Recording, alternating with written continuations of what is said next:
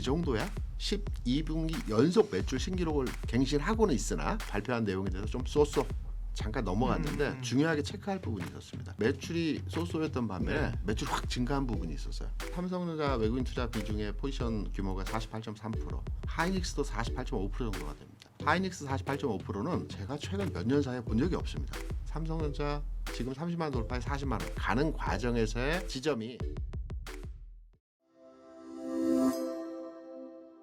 이민수의 경제토크 KR리서치 김대준 대표님 오셨는데요. 네. 반도체 얘기를 해야죠. 아니할 수 없죠. 엔비디아 실적 발표가 중요한 그 이슈였습니다. 근데 역시 예상대로 실적은 잘 나왔다.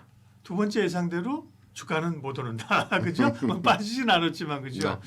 엔비디아 실적이 이번에 주는 어떤 그 시장의 메시지는 어떤 겁니까? 두 가지 주요 발표를 했었죠. 12분기 매출 신기록을 갱신하는 내용이 있었고요. 두 번째는 800억 달러에 대한 자사주 매수를 하겠다는 두 가지 큰 줄기에서의 발표를 했습니다. 근데 이 두 가지가 시장에서 아주 크게 반응하기보다는 그 정도야? 라고 얘기하는 겁니다.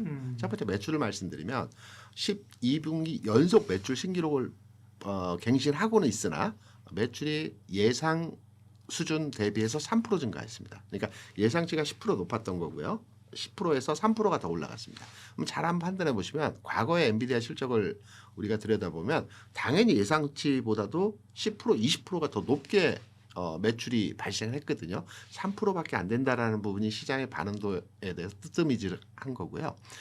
자사주 소각 800억 달러를 들여다보게 되더라도 삼성전자가 올 연초에 15조 자사주 소각한다는 얘기가 있었죠. 근데 금액으로 보면 굉장히 커 보입니다. 그런데 엔비디아가 5조 달러입니다. 7천조 정도 되는 것 같아요. 그러면 7천조 중에서 800억 달러라고 하면 1%좀 넘거든요. 삼성전자도 연초에 15조, 우리가 단순하게 생각하면 엄청난 큰 금액인데 시총 대비해서 판단하면 1%거든요. 그러니까 그렇게 크지 않다라는 게 시장의 분위기적 측면에서의 내용이었습니다. 그래서 시장에서는 엔비디아 실적에 대해서 그래 좋아. 그리고 네가 좋은 건 당연해. 그러면서 발표한 내용에 대해서 좀 쏘쏘라는 분위기로의 반응도를 보였다는 점이 실적과 관련된 발표의 주요 내용이었던 것 같습니다. 엔비디아 자체도 그렇지만 엔비디아 실적이 보여주는 것이 소위 그 AI에 대한 투자가 여전하냐.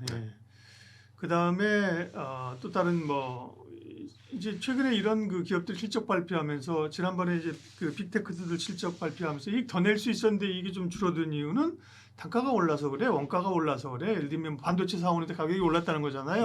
그건 시장에서 반도체 진짜 좋구나, 가격 계속 오르는구나 이렇게 해석했잖아요.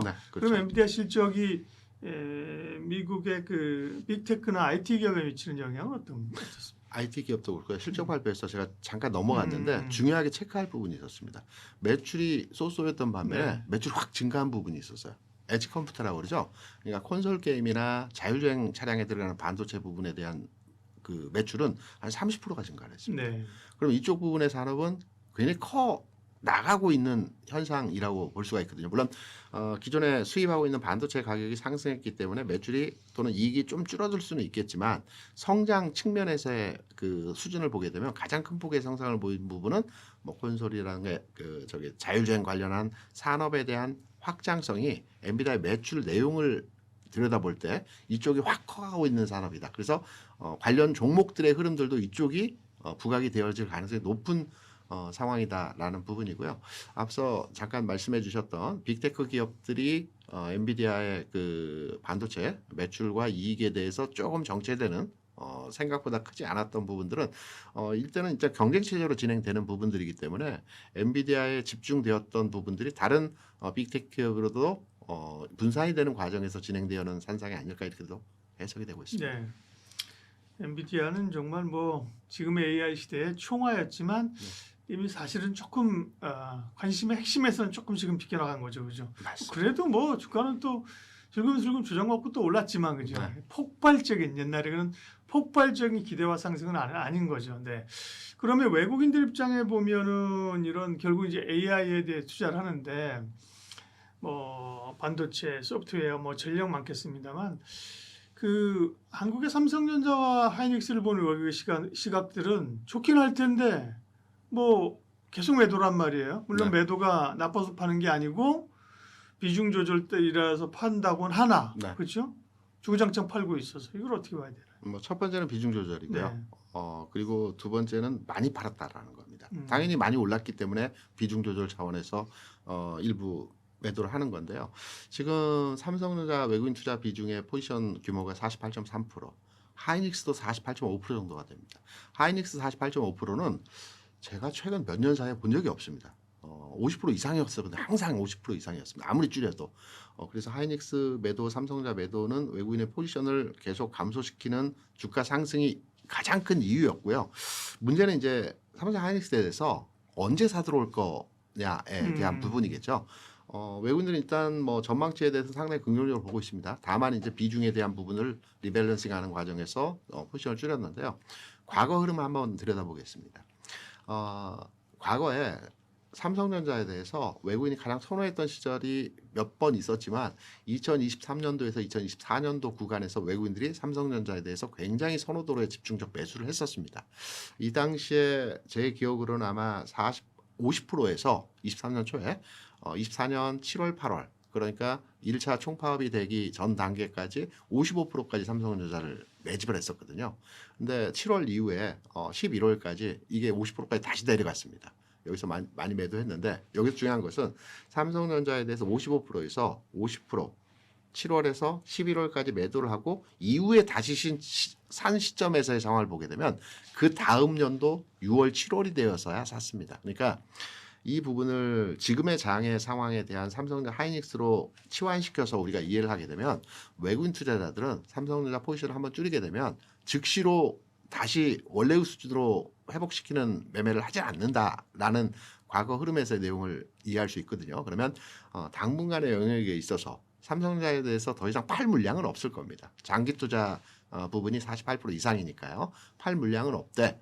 바로 사들어오는 상황에서의 흐름은 시간을 두고 바라봐야 되지 않았겠나. 외국인의 매수는 당장에 단기적으로 들어올 만한 상황은 아닐 것 같기 때문에 외국인 매수보다는 최근에 개인의 매수와 기관의 매수가 삼성전자 주가를 끌어올리는 상황이죠. 그래서 기관 매수와 개인 매수가 삼성전자의 상승 지점에서의 흐름들을 좀 더 힘을 주어주는 모습으로 진행되어질 것 같습니다. 네. 그럼 외국인들은 뭐 조금 비껴놓고 기관 투자자와 개인 투자자들이 삼성전자와 하이닉스, 삼전닉스를 바라볼 때 시각들은 이제 어떻게 좀 비중이 바뀔까요? 사실은 삼전이 파업 뭐 결의하고 그 과정에는 삼전이 눌렸고 하이닉스가 갔잖아요, 그렇죠? 그리고 이제 삼전이 파업이 잠정적으로 타결이 되고 나니까 삼성전자가 급등할 줄 알았는데 삼성전자도 오르지만 하이닉스가 더 강하게 모습을 나타내요, 그죠? 그렇죠. 네, 그러니까 이 둘이 계속 희소 게임을 하고 간단 말이에요, 그죠? 네. 네, 전자와 닉스를 보면 어떻습니까, 투자 매력? 제가 좀 다른 각도로 한번 말씀을 네. 드려볼게요. 삼성전자가 지난해 9월에 10만 원을 돌파했습니다. 근데 10만 원 돌파할 때 기억을 한번 되짚어 보게 되면 이게 12만 원까지 갔다가요. 9만 6천 원까지 내려왔다가 10만 원 다시 재돌파하면서 주가 20만 원까지 올라갔습니다. 무슨 말이냐면 우리가 심리적 허들이라고 하는 10만 원, 20만 원, 30만 원을 돌파하는 과정에서 일정 구간 내에서의 가격 흔들림이 있거든요.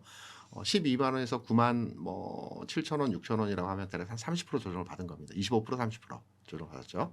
9월에 그 흐름이 나타났고요. 그럼 20만 원 언제 돌파했느냐? 3월에 돌파했습니다. 3월에 돌파할 때 가격을 한번 잘 되짚어 보시면 이때 22만 원 고점 찍고요. 17만 원까지 내려왔습니다. 그리고 정확히는 16만 7천 원일 겁니다. 17만 원 언저리에서 다시 30만 원 돌파하는 이런 과정의 가격차가 진행되었습니다. 마찬가지로 이때도 25%, 30% 조정을 받았습니다. 그리고 최근에 쉼없이 달려와서 30만 원 최근 고점을 고점이라고 하긴 그렇지만 심리적 허들의 가격을 찍었죠. 그런데 최근에 저점을 찍었던 가격이 26만 원입니다.